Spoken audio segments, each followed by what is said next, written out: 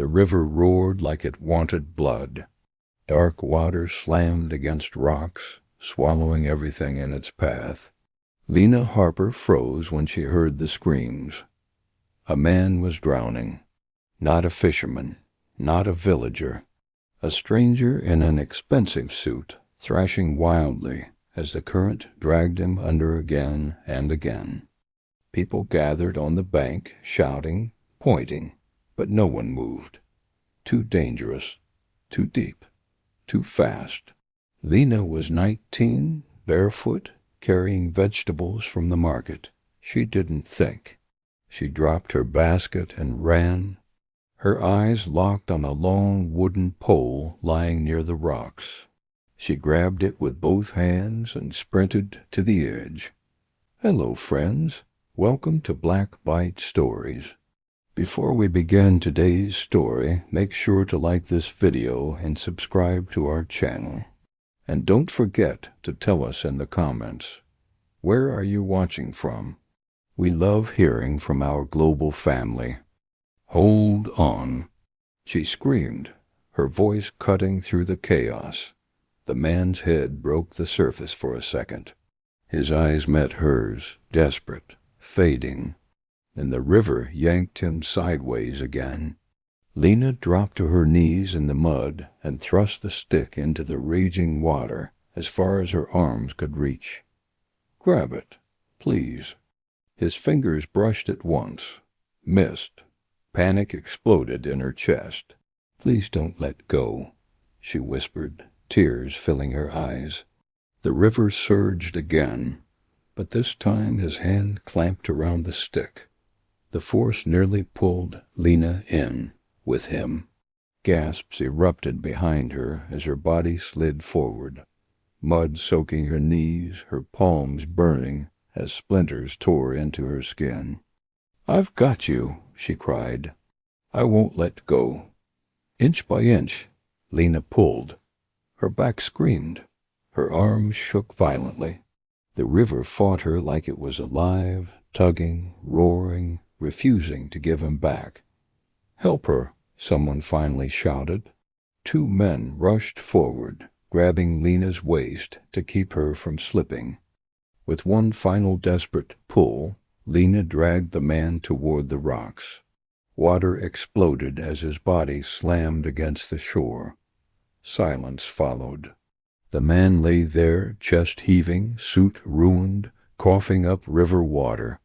Lena collapsed beside him, shaking, her hands bleeding, her chest rising and falling in harsh gasps. For a moment, no one spoke. Then the man turned his head slightly, eyes unfocused. He looked at Lena and whispered, barely audible, "Don't call anyone." Before she could ask what he meant, his eyes rolled back and his body went limp. Panic rushed back in full force. "Get Nurse Denise," someone shouted. "Bring him to the clinic." Lena pushed herself up despite the pain and gently touched his shoulder. He was warm, alive. Her gaze dropped to his hand, still clenched even in unconsciousness. A heavy, expensive-looking ring glinted on his finger, strangely out of place in their poor village. His suit, though torn and soaked, was clearly tailored. City clothes, money clothes. Lena swallowed hard. Who was this man? As villagers lifted him carefully, Lena stood there shaking, staring at the river that almost took him, and at the stranger whose life now tangled with hers. She had no idea that pulling him from that water would pull her straight into a world she was never meant to enter. That evening the stranger lay unconscious on a narrow bed in the village clinic. Nurse Denise moved quietly around him, checking his pulse, wiping river water from his face. "He's lucky," Denise said finally, stepping out. "Another few minutes in that river and we wouldn't be talking." Lena let out a shaky breath she hadn't realized she was holding. By the time the sun dipped lower in the sky, the village had already started talking. People stood in small clusters, whispering, glancing toward the clinic. then toward Lena. "City man," one woman muttered. "Did you see that ring?" another whispered. "Trouble follows money," someone else said quietly. When Nurse Denise finally allowed Lena inside, the clinic smelled of antiseptic and damp clothes. The stranger lay on the bed, his face calmer now, almost peaceful. Then his eyelids fluttered. Lena froze. He opened his eyes slowly, confusion clouding them. His gaze drifted around the room before settling on her. "You're the girl," he said hoarsely. "Yes," Lena replied softly. "You're safe. You're in our village clinic." He tried to sit up and winced sharply, grabbing his side. "Don't move," Denise snapped gently.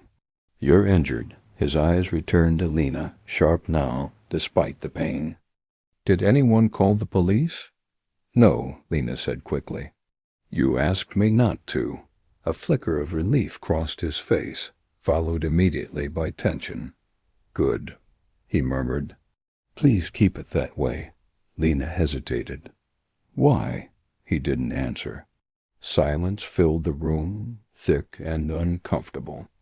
"What's your name?" Denise asked firmly. He paused too long. "Julian," he said at last. "Just Julian."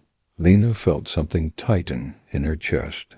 Something about the way he said it felt incomplete, like a door half closed.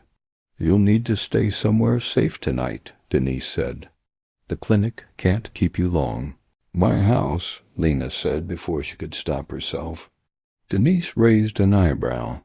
"Lena, he can't go back to the riverbank," Lena insisted. "He's weak and people are already talking." Julian looked at her, surprised. "You don't have to do that."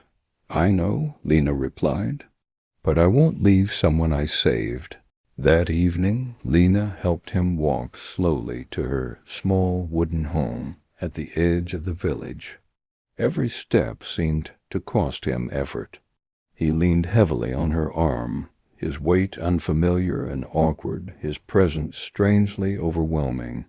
When Grandma Evelyn saw them, her face hardened instantly. "No," she said flatly. "Absolutely not. He almost died, Grandma," Lena pleaded. "Just one night." Evelyn studied Julian's face closely, her sharp eyes narrowing. Something unreadable passed across her expression. Recognition, maybe, or fear. "One night," she said finally. "That's all." Later, as Julian lay resting on a thin mattress, Lena sat nearby, watching the steady rise and fall of his chest. "Why were you in that river?" she asked, quietly. Julian stared at the ceiling. "Because I was running." "From what?" He turned his head toward her, his expression guarded. "From a life that doesn't forgive mistakes." Morning came quietly to Rosewood Bend, but tension sat heavy in the air. Lena woke before the sun, the events of the previous day pressing on her chest like a weight. Her hands were stiff and sore as she moved around the small kitchen, preparing weak tea and porridge. From the corner of the room, Julian lay still on the thin mattress, his breathing slow and controlled. He opened his eyes as Lena set the cup down beside him. "You didn't have to stay up all night," he said softly. "I wanted to," Lena replied. "You kept shifting like you were in pain?" Julian hesitated, then nodded. "Thank you for everything." Before Lena could answer, the sound of a radio crackled to life outside. Grandma Evelyn had turned it on while sweeping the yard. A sharp voice cut through the morning air. "Breaking news this morning. Billionaire heir Julian King has been reported missing after failing to appear at a scheduled board meeting yesterday." Lena froze. The spoon slipped from her fingers and clattered against the floor. Julian sat up too fast and winced, his face draining of color. The radio continued. "Sources close to King Holdings say concerns are growing as his phone remains unreachable." Socialite Carmen St. James, believed to be close to Mr. King, has released a statement expressing worry. Lena's heart hammered as she slowly turned to Julian. Julian King, she whispered. Silence stretched between them. He closed his eyes, his jaw tightening. I didn't want you to find out like that. So it's true, she said, her voice shaking. You're that Julian? Yes, the word landed heavy. Lena stepped back, suddenly aware of how small the room felt. You're rich, she said quietly. And hunted by expectations, Julian replied. Which is why I needed to disappear, even for a moment. Before Lena could process his words, voices rose outside. Two men in clean button-down shirts and polished shoes stood near the edge of the road, holding clipboards and measuring tools. They smiled too easily. Good morning, one called out. We're doing a simple land assessment for future river improvements. Grandma Evelyn stiffened. What kind of improvements? She asked sharply. Development opportunities, the man replied smoothly. Better roads, better access. But first we need signatures from homeowners. Grandma's hands trembled as she tightened her grip on the broom. We don't need improvements, Grandma said. We need peace. The man's smile faltered just slightly. His eyes flicked past Grandma toward the house. Julian watched from inside, tension radiating from him. They found me, he murmured. No, Lena said quickly. They don't know. Not yet. But she wasn't sure she believed that. At the market later that morning, the radio played again. Carmen's voice echoed through the stalls, tearful and dramatic. Julian would never disappear without reason. Someone must have taken advantage of his kindness. Lena felt sick. That woman, her friend Tiana whispered beside her. She looks fake, Nurse Denise pulled Lena aside. Be careful, she warned gently. City problems don't stay small. That afternoon, Lena confronted Julian. Those men, she said. They came right after the news. Julian nodded. Victor Hale. He doesn't need violence. He uses paper, courts, pressure. Why here? Lena asked. Because rivers mean land, Julian replied. And land means money. Grandma Evelyn suddenly spoke from the doorway.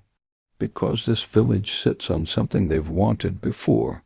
Both Lena and Julian turned toward her. What do you mean?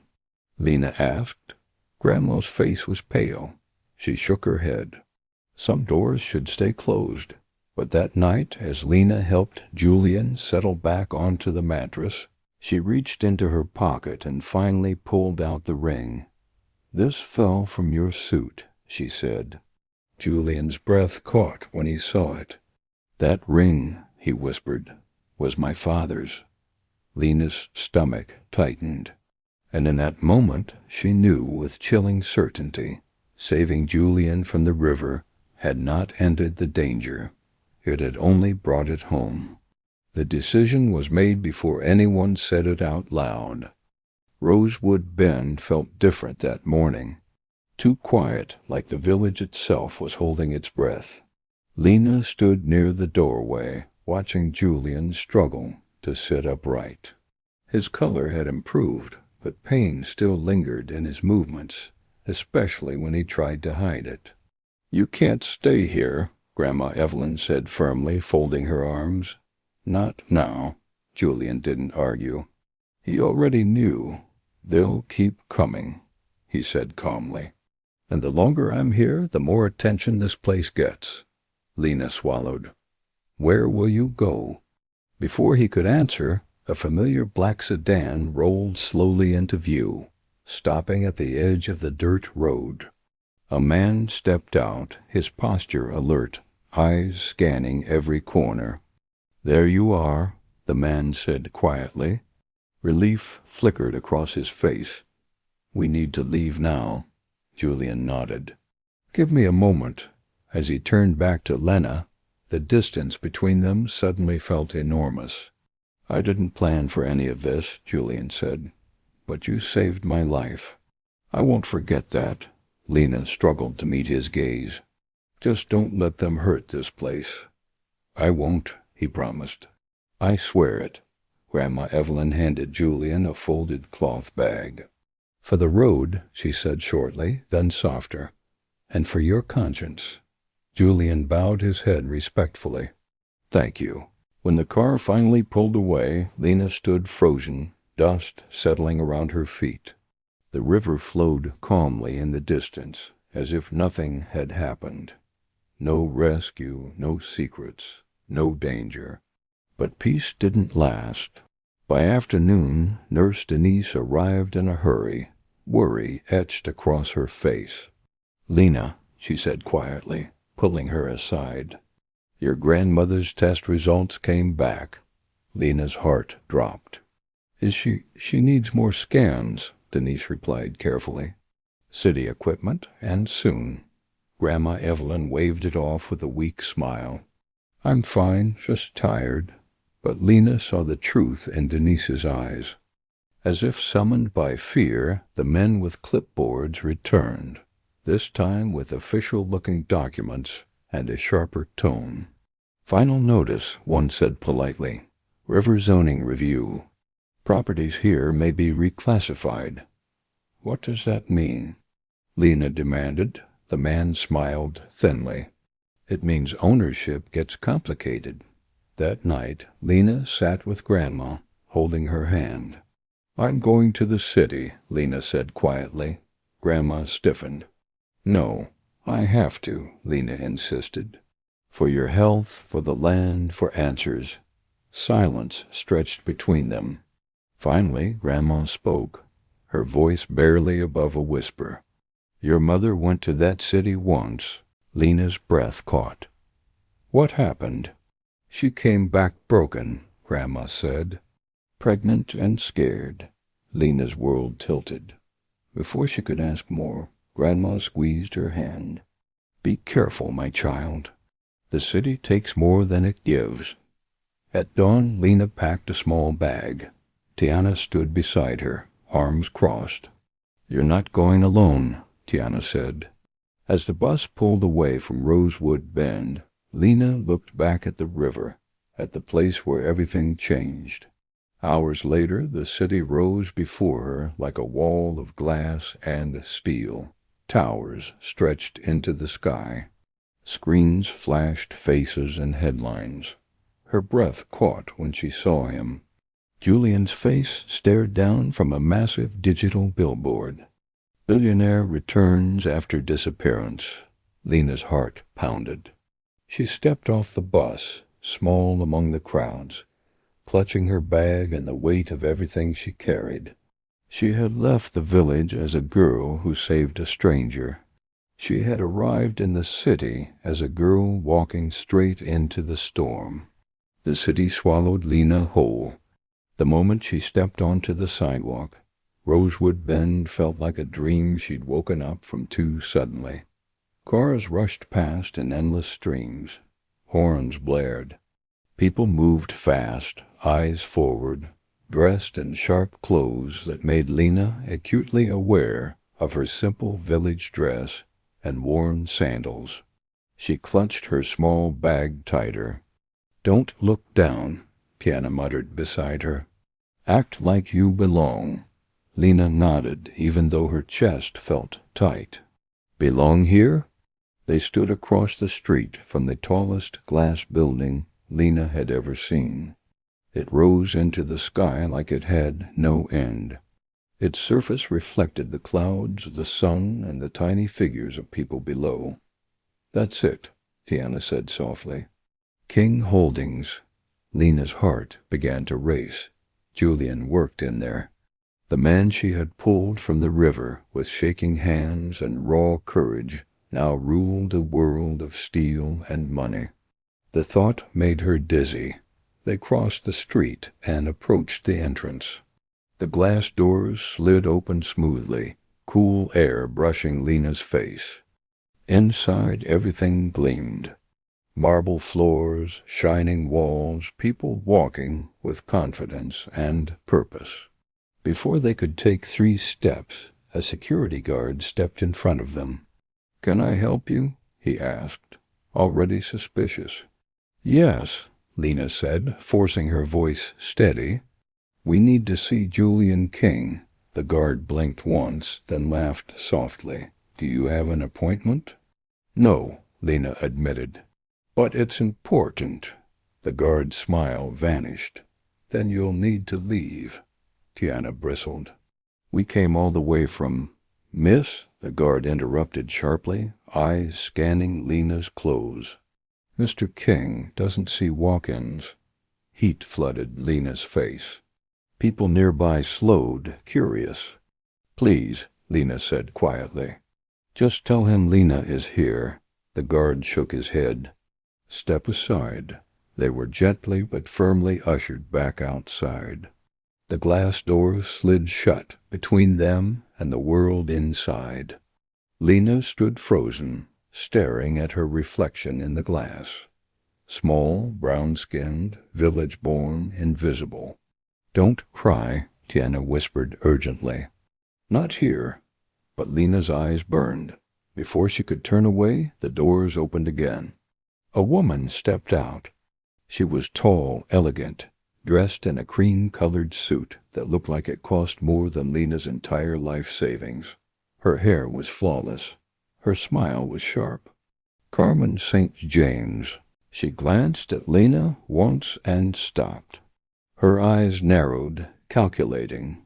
"Who are you?" Carmen asked, her tone polite but cold. Lena swallowed. "My name is Lena Harper." Carmen tilted her head slightly. "And why are you asking for Julian?" He knows me," Lena said carefully. Carmen smiled, but it didn't reach her eyes. Julian stepped into the lobby, dressed sharply, his presence commanding. His eyes locked on Lena, the smile vanishing instantly. "Lena," he said softly. Her heart skipped. "You're alive. So are you," he replied, glancing at Tiana. Lena explained her grandmother's illness and the land dispute. Julian's jaw tightened. Carmen tried to intervene, but Julian gently removed her arm. "Come inside," he urged. In his office, Lena refused Julian's offer to cover medical costs. "I won't be owned," she said.